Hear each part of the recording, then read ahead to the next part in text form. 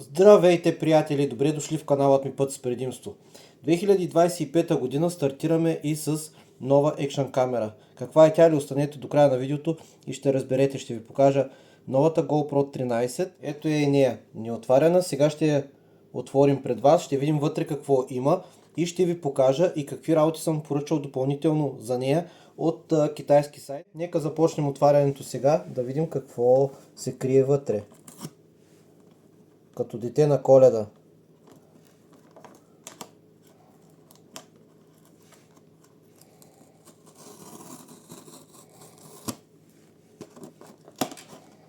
Сега отваряме. Миналата година имах десятката. Тя снимаше много хубаво, но тази година реших да я сменя с новата 13. Нека да видим какво се крие вътре.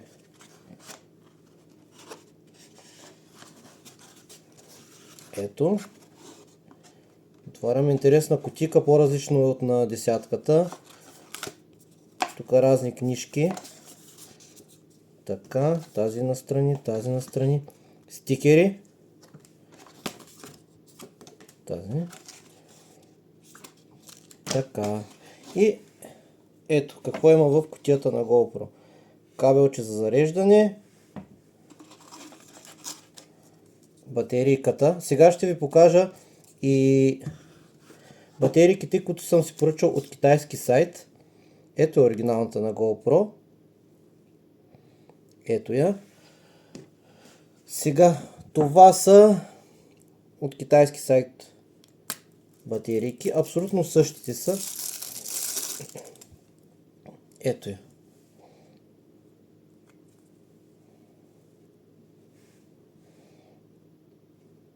Нямат абсолютно никаква разлика. Ето.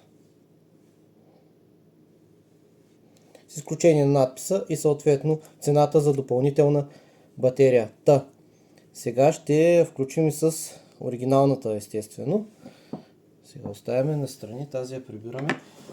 Две батерии, ето ги, двете китайски батерии, нали си идват с протекторче към тях, плюс това зарядно. За тях, ето го зарядното, струват 50-55 лева. Някъде бяха като цена. Сега да не ви излъжа, но около 55 лева с доставката. Вършат страхотна работа. С десятката бях с допълнителни такива батерии. Наистина трябват, защото не се славят с много издръжливи батерии. Така, тук имаме доставка, мах настрани, 3M извито, болчето и самата камера. Ето я. Ой, отзад има стикерче. Сега ще отворим.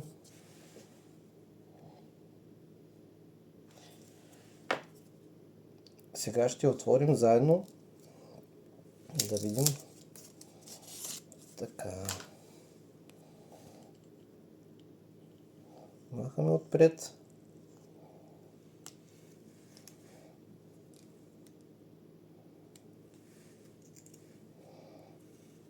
И задния дисплей. Сега ще ви кажа, че съм си поръчал и допълнително, пак от китайски сайт, няма да казвам кой, протектори. Ето ги протекторите. Протекторите са за цялата камера. Преден дисплей и заден. Това е пълен комплект стъклени протектори за камерата GoPro. Показвам ви сега, примерно, ето задния, как ще седи. Ето. Пасва перфектно. Виждате ли? Хубаво е да имате такива протектори, защото пазят наистина камерата. Не дай си Боже, ако се случи нещо. Ето го и другото протекторче. Сега ще го извадим да ви го покажа и него. Това е за отпред. Ето го. Вижте, пасва точно. Ето, виждате ли? Така че ви ги препоръчвам да си купите протектори, без значение от какъв сайт, защото такава скъпа камера без протектори е кофти да имате. Така, разликата същата като тежина. Сега само да ви кажа, че ако имате GoPro 10, 11 или 12, батериите не са същите. Имате ли 13, трябва да си купите нови батерии. Това е кофтито при GoPro-то. Ако имате по-старите 10, 11 и 12, ще трябва да си купите, ако ви трябва допълнително батерии.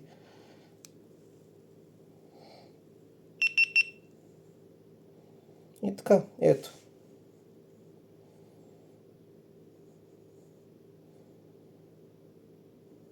Сега тук после ще му направим настройките.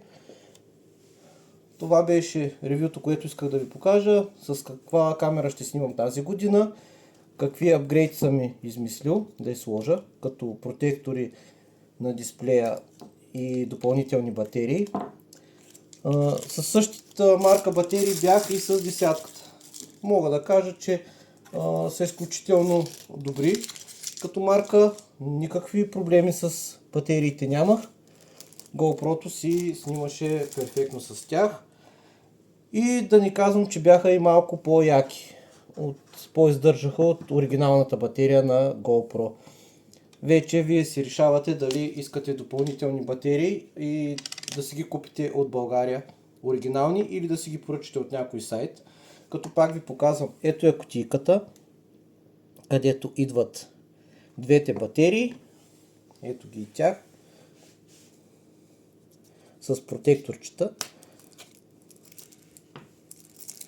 Ето ги какво представляват. Вие си решавате. Ето ги. Абсолютно същите като оригиналната. И си се зареждат в кутийката и така.